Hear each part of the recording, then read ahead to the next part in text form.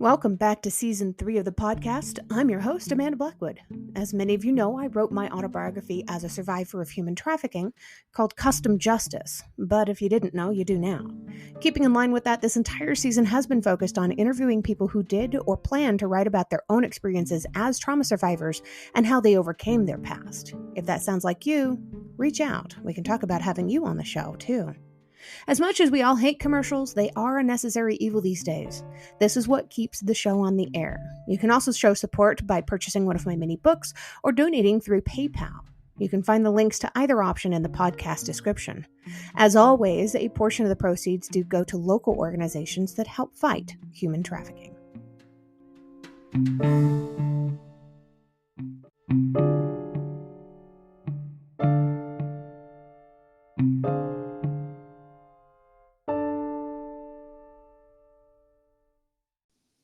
Welcome back to the podcast. As always, I'm Amanda Blackwood. I have a remarkable author with me today. His name is Sean Hamilton, and he has had quite the amazing life. And as usual, I'm going to let him tell you about it because he's going to do a way better job than I will. Podcast, Sean. Oh, well, thank you, Amanda. Thank you for having me on. It's a pleasure to be here, an honor, and a privilege. So I really appreciate the opportunity to come on and kind of just talk about this mission and message. So that's awesome. And I'm really, really happy to have you with me. What you're doing is kind of a big deal. Tell me a little bit about who you are to begin with. Let's start with, where did you grow up? Where are you originally from? I am from Richardson, Texas. So kind of a suburb north of Dallas. So my high school was in Dallas, Texas. So yeah, just kind of grew up in the suburbs of Dallas. Very cool. Dallas is an interesting place. It sure is. Yeah. Lots to do, and it's changed so much. Drastically, for sure. Yeah. It's this giant concrete jungle. And yeah, it was I had a wild childhood for sure. And then I got out and I left Dallas to join the Navy. And that's kind of what I just had this really calling to kind of see the world and, follow in my grandfather's footsteps. My grandfather served in the Navy during World War II. He was stationed at Pearl Harbor during the attacks, and kind of, narrowly escaped basically by just fate of being on a different island the morning of the attack. So it was kind of a calling for me to really follow in his footsteps, because I never really got to meet him. He passed away kind of after my birth. And so, we just have a lineage. I'm a third generation Eagle Scout. So he kind of started the process off. He was an Eagle Scout, went through the Boy Scouts. My father did as well. And then, that was a huge part of my childhood. And, not to get super heavy, super fast, but it was a very defining moment in my life, because at a Boy Scout summer camp, my dad actually died in my arms at the top of a mountain due to a heart attack. And when I was 15 years old, it was kind of the kind of pivotal coming of age trauma that really started off my youth kind of into adolescence in a pretty dramatic way. Wow. Yeah. Man, that had to be so hard on you. Were you and your dad really close? Yeah, he was the stay-at-home dad. He ran a murder mystery dinner theater out of our house. He was in a rock band. He was my baseball coach. He was my, he was the scoutmaster of my troop. He was also like all the way up. So I had been in scouts since Tiger Cubs. And so he was always the leader. And he was my den leader in Cub Scouts. He was my scoutmaster in Boy Scouts. And he was the scoutmaster of the troop at the time. He had taken all of the rest of the boys up to the top of this mountain, to this lodge where we would typically go to meet all the rest of the kids that went on this giant hike. So I had just went on basically a 22-mile hike, preparing for another high adventure hike later that summer. And when I got to the top, he helped me take off the 60-pound pack that I was wearing kind of in preparation. And he just collapsed right there and kind of died in my arms. And Yeah, it was a pretty brutal situation because he was so much in my life. Like he was the stay-at-home dad trying to keep me out of trouble. So he was a huge fixture in my life. And so I think not only losing a parent is it hard, but it's also hard when that person is so much a part of your day in and day out life that the massive change was really, really hard as well. Cause it just created this giant vacuum in my life because he was so much a part of it that, everything, after school curriculars, all of the plays and the shows and the things that we were doing, the band rehearsals and concerts, like all of that stopped. I didn't have a coach anymore. My scoutmaster was gone, like I couldn't go to scouts anymore just because he had been literally at every meeting and every camp out. So I just couldn't go back for a while. And Wow. yeah, so it was a big challenge to overcome. Man, I can't imagine that hole. Man, it just, oh, that's just, Yeah. Yeah. And I think that oh, that was what was, it kind of started off this whole story about, what I write about in the book that I put together was, the first girlfriend that I had in high school, like we met right on the tail, like right basically first semester that I started high school was right after like 2 or 3 months after my dad had died.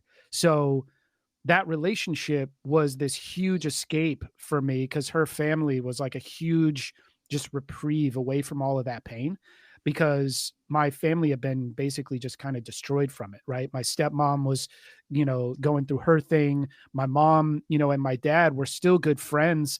And so my mom was grieving and it just created this like real tumultuous environment. And this relationship that I had was kind of the lighthouse kind of helping me weather the storm of what was going on in this huge vacuum that had been created.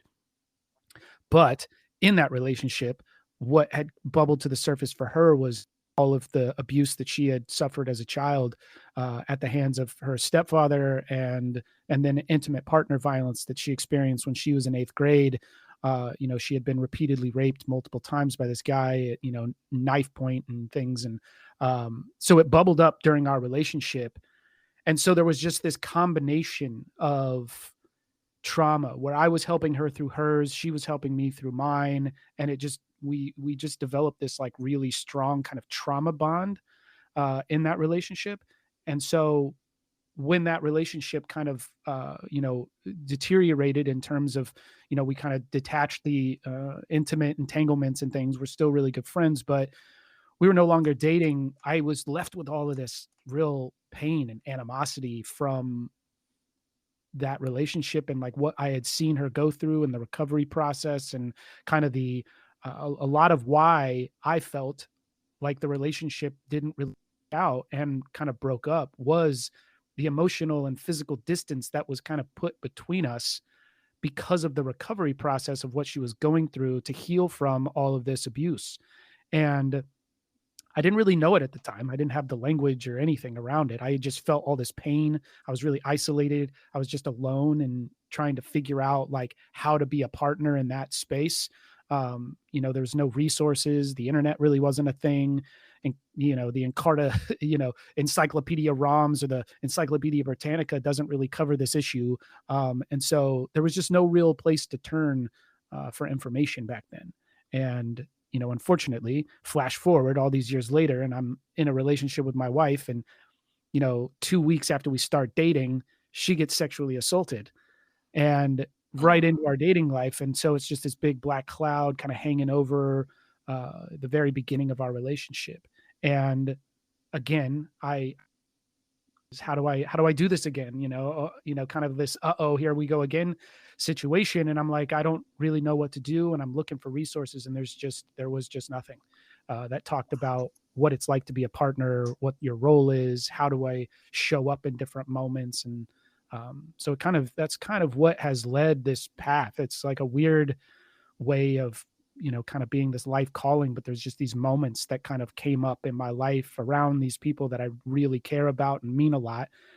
And I've just taken on this responsibility and this role in their lives and seen the recovery process in a couple different ways. And so it just kind of led me to this calling of being able to go, you know what, after recovering, going through all of that stuff with my wife, seeing it from a different angle, reflecting on, having conversations with, my friend, my ex-girlfriend from high school and other survivors, I just kind of put together this idea where I was like, I want to create a tool for people. I want to build this bridge of communication between partners and the survivors, because there's just so many survivors in this world, Right. which means there's going to be so many partners as well.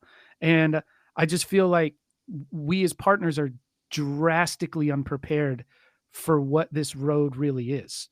And so, having gone through it multiple times, seeing it from different angles in terms of somebody whose trauma happened years ago and it's like bubbling up as they're going to therapy and everything's kind of coming to the surface, to this trauma just happened, literally last week. How do we address that? And yeah, that's kind of that's the start really of Right. why I'm doing what I'm doing. And you've had enough research at this point that you really have turned out volumes of stuff. Um, what do you think are some of the key factors that somebody needs to take into account right away when they know that they have been partnered with somebody that is a survivor of some kind of a trauma? Yeah, and so the most important thing that I feel that I'm sitting here screaming from the rooftops about is how important the role of a partner really is. And the way that I like to kind of tell this story is to talk about it in a different context outside of the realm of sexual violence. Let's just talk about another realm of PTSD that I think a lot of people are a little bit more familiar with. There's a lot more media around. There's movies made that are kind of, all out there, Academy Award winning type of things. And it's another subject that hits close to home, being a veteran, is combat veterans experiencing PTSD. And if we were to think about a combat veteran experiencing PTSD and going to therapy for what they're going through and the challenges that is, the therapist plays a really incredibly important role. And if we were to really consider one of the modalities that may come up in this therapy is called exposure therapy, which the idea is that if we expose somebody's mind, and this is in layman's terms, I'm not a psychologist or anything, but if we expose somebody's mind enough to the traumas that they've endured, then the idea is that we're going to create a desensitization. We're going to, kind of lessen the amount of emotional impact or physiological kind of body response that somebody has to those memories and to what has happened to them in the past. And that's this idea of exposure therapy. Well, then there's even more high stakes exposure therapy that somebody could be led through, right? So let's say, this therapist that, somebody that we know and love is a combat veteran who's experienced this type of trauma and this PTSD. And they go to therapy, and this therapist comes to us and says, "Hey, listen, we're getting a lot of progress. That's really good out of this work that we're doing, all of the talk therapy that we've been doing. But, I think there's a lot more still to do in help to, help your loved one process that what happened to them is not currently still happening, because their mind is kind of stuck in this loop of like re-experiencing the trauma as if it's happening in the present moment, rather than like filing it away like they do, like our minds do for like the breakfast we had 6 months ago. We're not still reliving that breakfast, even if it was really delicious. We probably filed that away and we're not currently reliving it. But in this trauma, they could be reliving it over and over as if it's happening in the present moment. So what we want to do is take your loved one back to the scene of wherever that experience was in battle. Maybe it's a road they drove down in Afghanistan that got ambushed and attacked. We want to put them behind the wheel of a car and drive them down that exact same road. Now, the circumstances are different. The people they're with is different, but the environment is really similar. And we want to do this to try to show their mind that what happened to them is not currently happening, and that okay, and that we can file away that memory, and no longer have it create this like real visceral experience. Well, my question then becomes, if this is what a therapist would want to do with our loved one, my question becomes, how much knowledge and experience and training, and what are the ethical implications of that? And what are the possible pitfalls that could happen? How much knowledge would we want that therapist to have? And, like the questions become pretty obvious in terms of the answers, because we require therapists to go to years and years and years of training to be able to kind of lead people through these types of experiences. Plus, we have regulating bodies that look at the ethics and, you know, review these type of procedures and all of these different protocols that have to be put in place to like be okay and be allowed to take somebody through this type of experience because of the likelihood that they may experience a really negative emotional reaction. And so when we bring that back into the realm of sexual violence and we kind of bring it back into, you know, our relationships as partners, then we quickly realize that this scenario that we're talking about, this high stakes exposure therapy, happens every time that we engage in intimacy or sexuality with somebody who has a trauma history of sexual violence.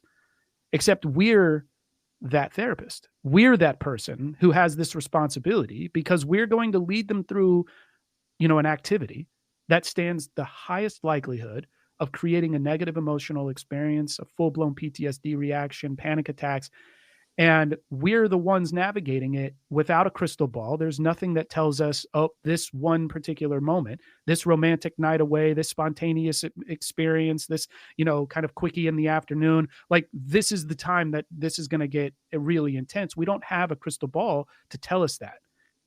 So all of a sudden, we as partners are kind of put in the situation that we're now that therapist who's leading them through high stakes exposure therapy. And in the event something negative were to take place, there's a fork in the road that we now have to navigate.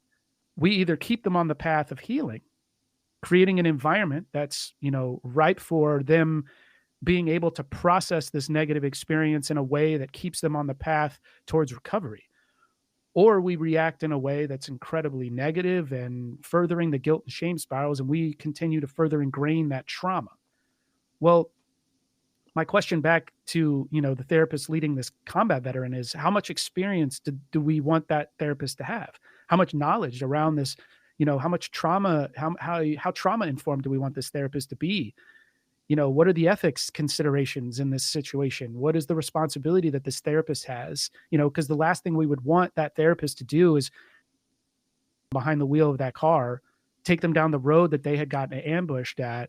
And then all of a sudden, you know, our loved one ends up white knuckled, you know, 1,000-yard stare off into the memory of a negative emotional reaction. And all of a sudden that person, that therapist is sitting over there in the passenger seat just goes, I can't deal with this. This isn't my issue. This isn't my problem. You need to deal with this. And then just bails out of the car and just leaves our loved one there just to like experience this whole negative thing all by themselves. Like we can see how that is a pretty dramatically devastating impact on somebody who's trying to recover from this incredibly deep trauma.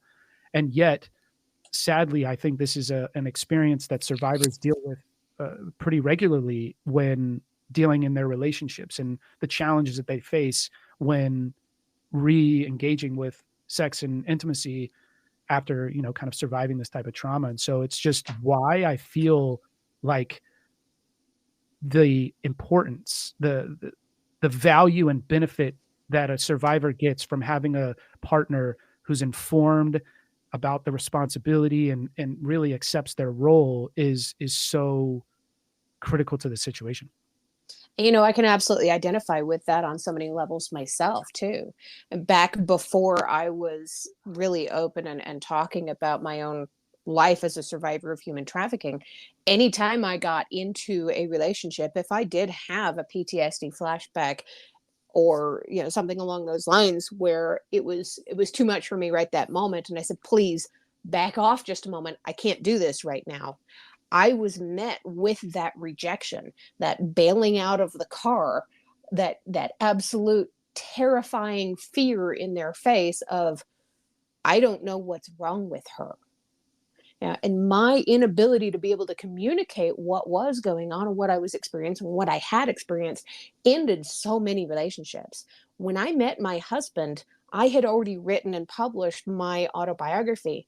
And before I think our third date, he had already purchased the book and read the entire thing, which was no small feat. He told me later on that he felt like he got to know so much about me.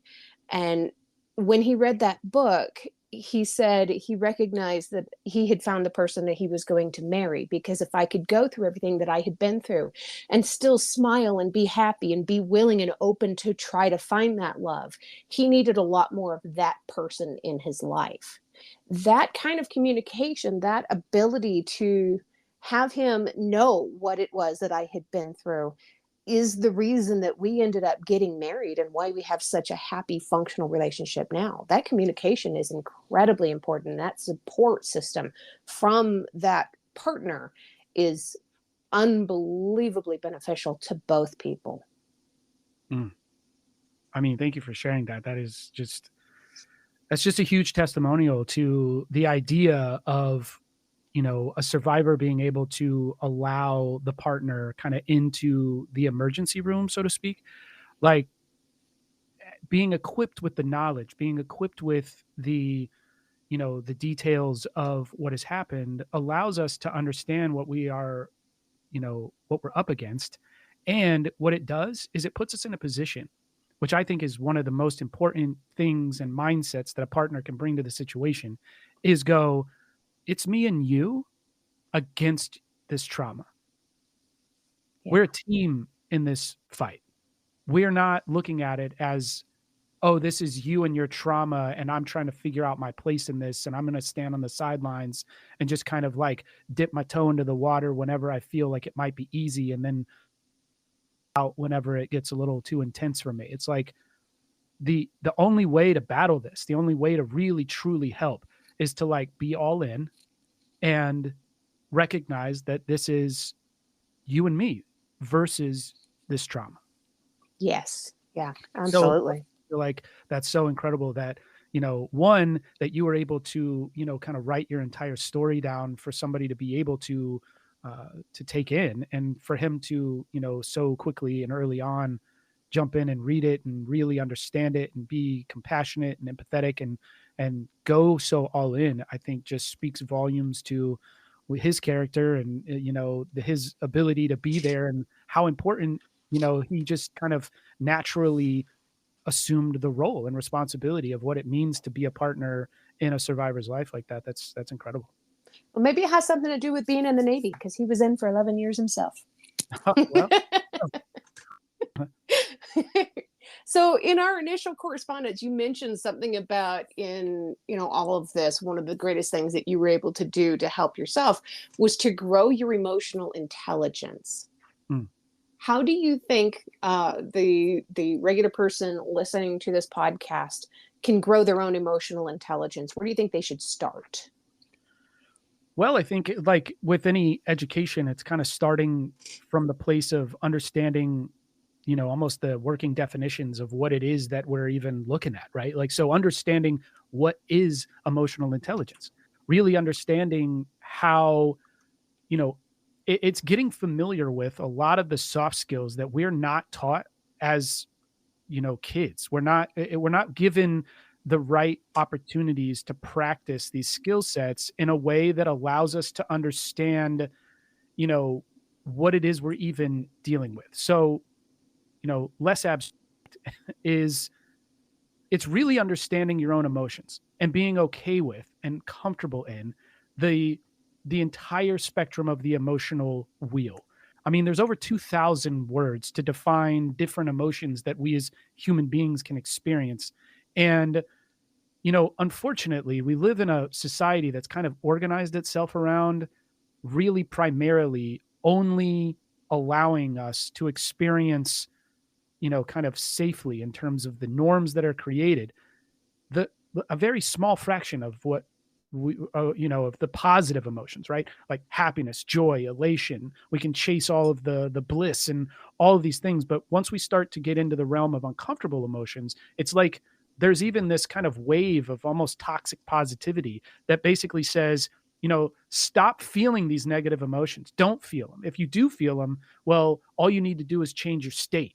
And yet, I feel like that does a disservice, because you need to understand your feelings, because feelings can be like signals to your body and to your mind that something isn't right, either in your environment or internally.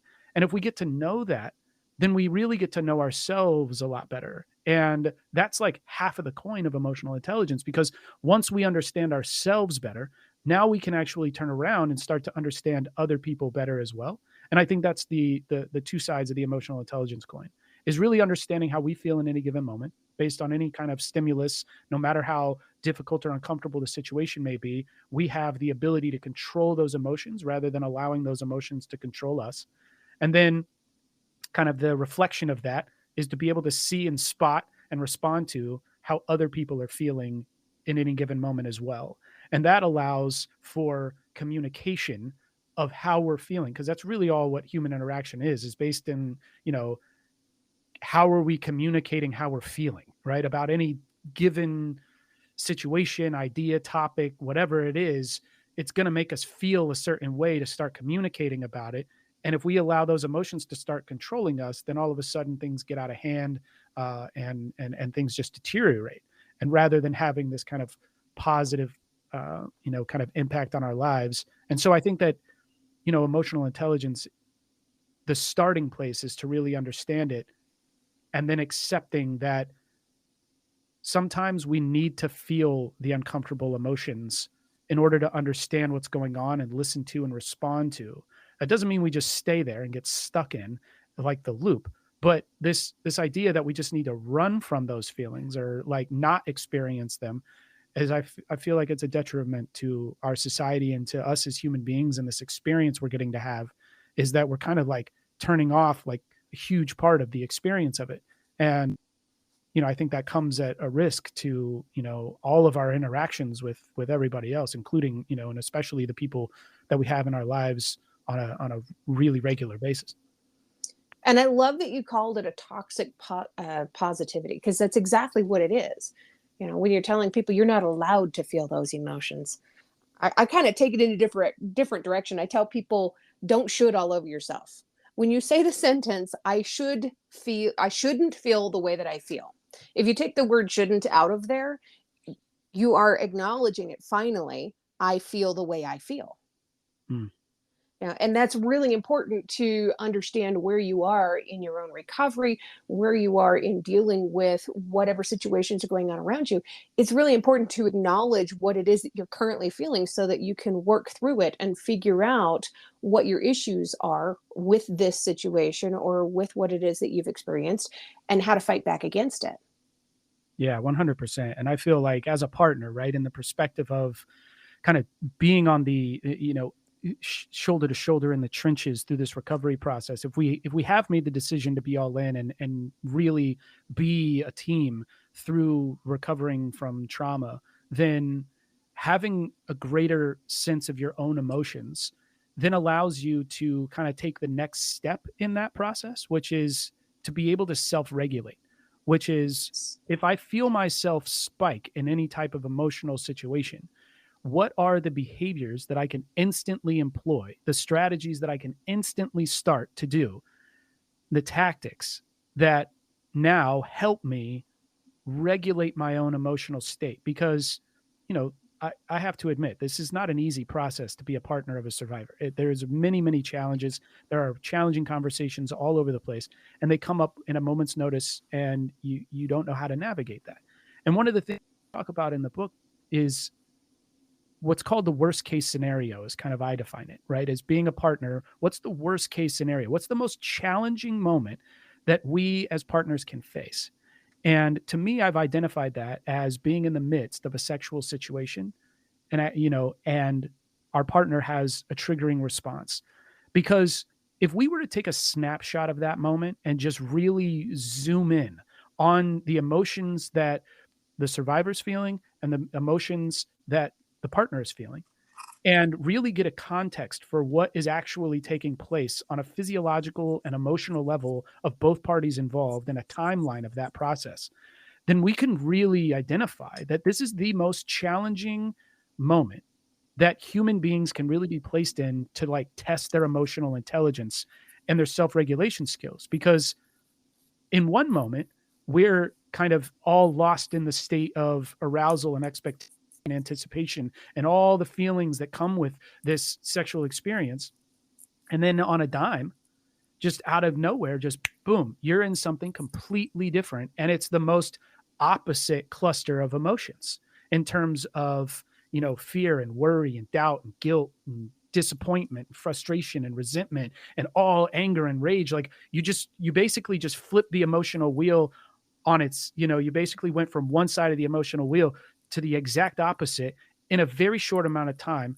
And how are we processing those emotions? And I think that when we zoom into that moment, we recognize how important it is to be able to have a plan in place to self-regulate, so that we're not just leaving it up to the moment of how we're just going to interact. Like having a plan in place, it's so valuable, it's so beneficial. And it kind of came from a little bit of what I learned in the Navy, because my role in the Navy was being a nuclear operator on board a nuclear submarine. So I operated nuclear reactors.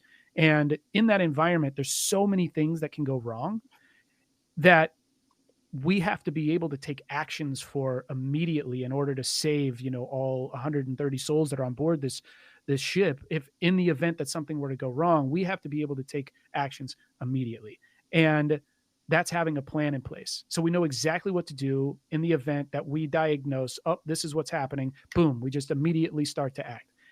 And we don't have to think about it. And so I kind of applied that same approach to what happens in the event that this worst case scenario happens. Is we need a plan. We need actions to be able to take immediately. So we're not just relying on, the whim of our emotions, because more often than not, we're going to make poor judgment decisions if we don't have a plan in place, because, we're seeing this person we love struggle. Emotions of frustration and disappointment. So how are we dealing with those in that moment? How are we showing up for them emotionally and physically? How are we, responding to our own emotions are we doing it in a positive way or in a negative way? And if we just leave it up to the moment, well, we might tend to make mistakes in that particular situation that can be pretty critical to this person's recovery process. And I find that really interesting. You and my husband had completely opposite roles in the Navy. He was a flight engineer. So while you were under the water, he was well over the water. And when you were talking about having that emergency plan in place to be able to save the people around you, that's exactly what he did as a flight engineer. He was in charge of making sure that he was aware of every vital system on board the aircraft. And if something happened, he had an automatic instinct to know exactly what to do to be able to get rid of the issue or to postpone the issue in whatever way until they could find a safe place to land. And listening to you, I started to realize that I think he does the same thing with me. He has this automatic, just almost an instinct, but it's got to come from training and from studying and from paying attention. If I have some kind of a meltdown, which thankfully these days are rare, but if I do have a meltdown and I'm upset about something, he knows exactly what to do. He knows exactly how to comfort me, how to just let me cry, how to just let me just melt into his shoulder, or just scream if I need to scream. He'll hand me a pillow so that I can scream into the pillow instead of at him, which is also a huge help for both of us. But having that plan in place and knowing in your head what you need to do if XYZ happens, that's huge. Yeah, it really is. It really is. And I applaud for also, for having that, for having the ability to have a plan in place, because it's so, I found it so valuable. Really is, what we decided, right, was to really look at how do we regulate our emotions in the exact moment, right? Like if we were to go back to that snapshot and the moment that a trigger happens, if we were to if we're really zooming in on that moment, then something happened, right? A sight, a sound, a smell, a thought, a flashbulb memory, some sort of body memory comes up that reminds her of a situation that she was in when she was being traumatized. And it starts the chain reaction of this emotional event. And if we go down to that split second, there's going to be a little bit of time between when she feels this, whenever the survivor starts to get triggered, there's going to be this moment of time that I'm not clued in to what's going on. So there's emotions kind of spiking inside of the survivor. And there's this gap between when, I'm of this. But the moment that I become aware of it, my emotions start to spike too, right? Worry and doubt, resentment, all the frustration and stuff starts to come up. It's just a natural feelings that we experience. And so the moment that I experience that and I start to clue in, that's when I can boom go into the immediate action. And the one thing that I found incredibly valuable was to just figure out a way to just breathe, to to find a way to regulate our emotions. And there was a reason. The Navy SEALs and all of these, kind of special operators, they are put into like really high stakes situations where they have to regulate their own emotions too, because they want to make the best decision possible because lives are literally on the line. And they get taught these box breathing methods. They get taught how to regulate their emotions. And so we just like really, I just kind of implemented that into our life to where we had a strategy and plan in place where we would literally before, intimate moments kind of in the height of the kind of acute phase, right? It's more intense situations that can occur because like you said, they're fewer and farther between now, which is great. It's it's milestones in the recovery process. But during those kind of months where things are really intense, we had a plan in place that was like, hey, in the event that you start feeling a certain way and I clue into it, I'm going to start breathing. I'm going to cue you in to start breathing, and we're going to do the box breathing technique. We're going to breathe in to the count of 4 through our nose, fill up our stomachs, hold it for a count of 4, and then we're going to breathe out. We're going to repeat that until we have both, able to like regulate out of our emotions so that once we start the processing, once we start communicating and talking about things, then we can do so from a much calmer place. And we have an immediate thing we can do that isn't getting lost in the chaos. We can focus on something, and it gives me, and it was so helpful for me because it allowed me, because at the very beginning, when I was first going through this, the natural response is to like oh my gosh, like, what do I do? How do I respond to this? But there's, in my experience, there's nothing really you can say that's going to make this any better. And more often than not, what you do say can drastically make it worse. And so it really took the pressure off of me to put it on a system that was like, let's just start breathing. Let's just really focus on regulating our emotions. And it was really, really beneficial. That is awesome. And there are many different websites out there that talk about the deep breathing exercises, kind of like the box breathing, like they did in the Navy. Yeah. And it's really helpful for people to be able to have something like that, even if it's just written down and printed out or written down on something that's the size of a business card and kept in a wallet. This can stop so many anxiety attacks and massive meltdowns in the middle of moments where you aren't expecting it. It's handy to have that by. Sure. And I really think that it can help save relationships, because I've heard so many times that in these moments, things can spiral out of control really fast. And, in the emotional moments when we feel like we have to say something, and then we're lost in our own emotions. And that's why I think emotional intelligence skills building is like so important, because in those moments, it's really intense. It's really, really intense. It's probably the most intense moment that I've ever been in terms of the emotional context and like the feelings of what are going on inside of me, so drastically kind of ping-ponging me from one feeling to another. And if we say the wrong thing that makes the problem worse, then it's also going to make our own emotional state worse as well. And it just starts to gain momentum and snowball in the wrong direction. And so having that plan in place, it really can save these critical moments, because I feel like these moments are, one of the most important times, because it allows the trauma to come to the. It's not like we are trying to escape these moments. And this is what I realized kind of as a partner going through this multiple times is realizing these moments that trauma is bubbling to the surface in the midst of these intimate moments isn't something we need to be afraid of, because it's actually something that needs to happen in the recovery process, is to like bring to awareness things from the past that need to get worked through. Now, I'm not saying that we're the therapist that needs to be able to deal with it, but we are in that moment of helping gain clarity around what is going on, so that when they can get really effective therapy and trauma clearing, go to rapid resolution therapists and like really do some really good work, there's a little bit more clarity around what needs to be addressed. And that's just a part of the process, and we don't need to be afraid of it, but we need to have a plan for it so that these moments can be handled with rather than just, kind of flying by the seat of our pants and creating more trauma than's necessary. Absolutely. Here in a moment, I'm going to ask you if you'd be willing to read a little bit of your book to us. But while I'm giving you time to prepare for that, I wanted to ask you, who inspires you the most and why? Ooh. Well, that's an interesting question. It's almost like asking me like who my top 5 music artists are. It's you know, it depends on what category I'm looking at, right? Because the most inspiring person to me in my life is my wife and all that she's had to come through.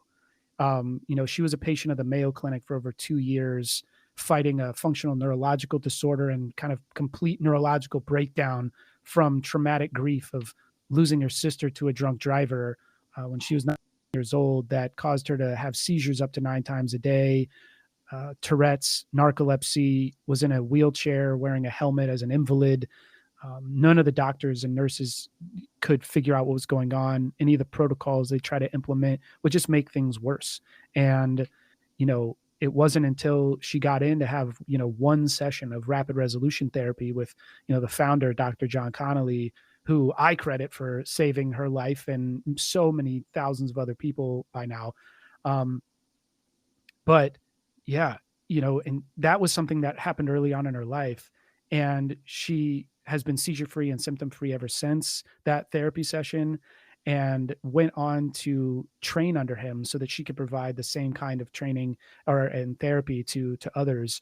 And I've seen, hundreds and hundreds of people, get just incredibly life-changing help from my wife, even at a time when my wife was on her own too, because she's experienced 2 sexual assaults since, and rapid resolution therapy was there for her in those moments as well. And my wife went and did a TEDx talk in 2013 about these kind of life-changing power of words, and how rapid resolution therapy is like this new modality of therapy that doesn't require years and years and years of therapy, but really seeks to provide results for people in a very short amount of time. And she's, a kind of a poster child for it, so to speak, in terms of how quickly these results can come to somebody's life. And so I think that through all of the things that she's able to, that she's had to endure, and how positive she still is, and how, just dedicated to her purpose of healing and helping others, it's truly inspiring. So I think that in that space, like, yeah, she's definitely the person that inspires me the most. That's amazing. What an incredible recovery she's had. Yeah, for sure. I didn't even know some of those things could be linked to trauma. And that's what I talk about all the time, is the trauma and the after effects. I had no clue that Tourette's and seizures and all that stuff could be directly linked, and that somebody can overcome all that. That's amazing. I need to look more into this rapid resolution myself. Oh my gosh, Cool. please. Yeah. I'm going to be screaming it from the rooftops for the rest of my life, because I feel like, Dr. Connolly has created this modality that is, I truly believe he's one of those living people that we look at in history, like a Jung or a Skinner, that have impacted the realm of psychology and mental health in these like quantum leap kind of ways. Is that this therapy and this protocol that he's created and is training thousands of people all over the world to implement in their practices. In my mind, it's Nobel Prize winning discoveries, because it's that powerful in people's lives. And it's like, the results are incredible. My wife was having seizures up to 9 times a day. And in 2.5 hour session, after 2 years of like the top medical professionals trying to figure out what was going on, it took him 2.5 hours of a conversation that was more like, if you hear it from my wife, like, it was a fun conversation. It wasn't a painful moment of reliving traumatic memories. It was helping her process and her mind rewire the data. And it was a fun process where she was laughing a lot. And it was like, this modality just has to get shared with the world. It's that powerful. That is amazing. Have you got a part of your book ready? Oh, I believe so. Yes. Awesome. I'm going to let you take it away. All right. So what I want to do is talk about pain feedback loops, because it's a part of this partner process that I think is really it's something that we really do need to consider with how we're managing our own role, as well as the impact that this trauma is actually having on us. And so I'm just going to read this little excerpt from the beginning of the chapter on pain feedback loops. I want you to think about a time when you were at a live concert or just listening to someone talk through a microphone and their voice was coming out of some speakers. Do you remember ever hearing that loud, screechy, squealing sound? It's that loud, high-pitched noise that only continues to grow and grow until either someone does something to make it stop or it blows the speakers. Well, that noise is called feedback in the audio world.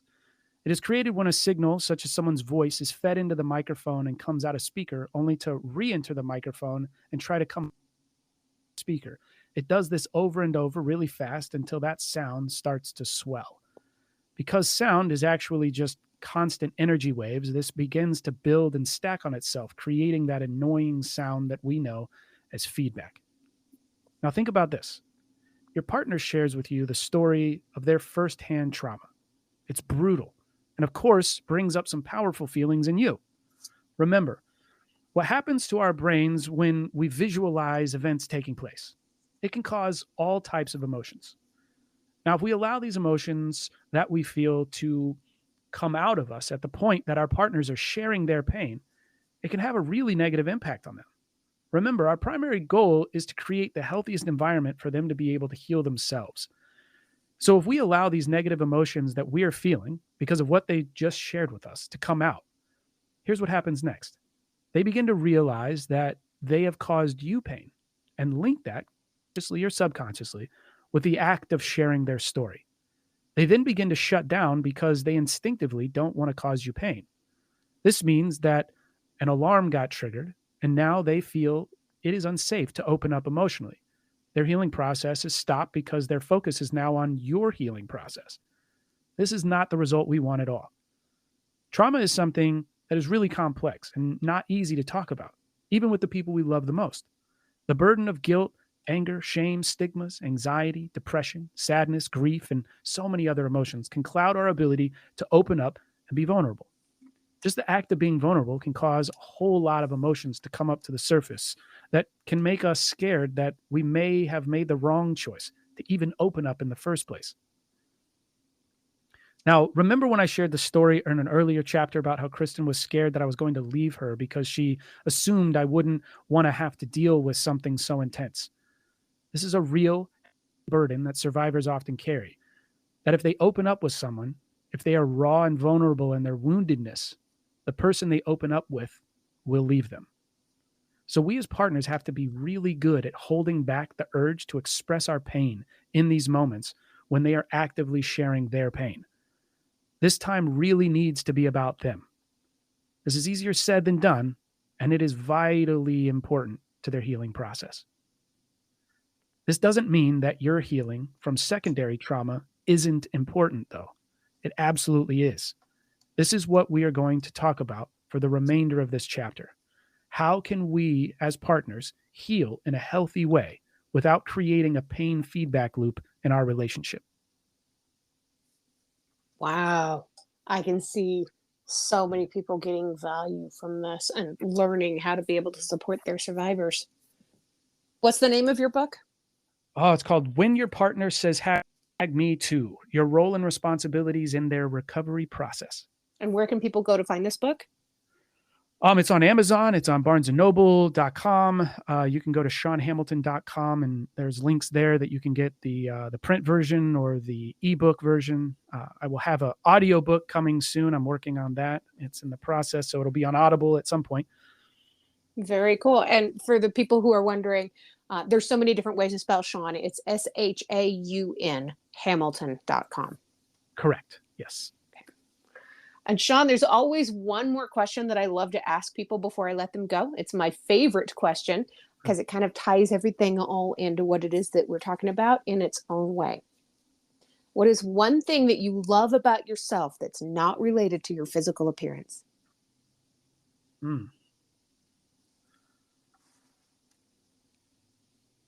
I think that my ability to show up in tough situations, I've seen it make a drastic impact in the people's lives that I really know and care about. And it is something that I cherish. It's something that I continue to work on and get better at.